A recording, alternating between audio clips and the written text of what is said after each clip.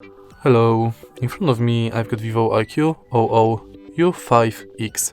In this video I'll show you how to find and manage display settings.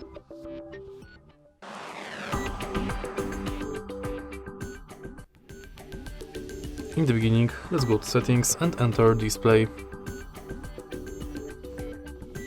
Right here we've got all settings for our display. Let's start with the top of this, where we can change brightness level of the screen manually or via adaptive brightness.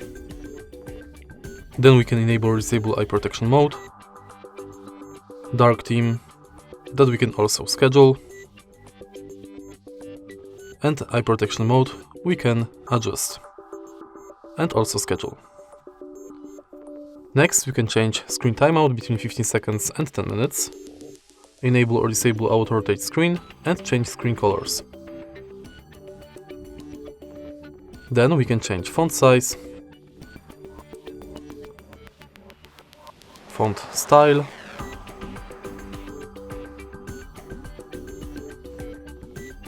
enable or disable internet speed indicator in status bar, and battery percentage in status bar.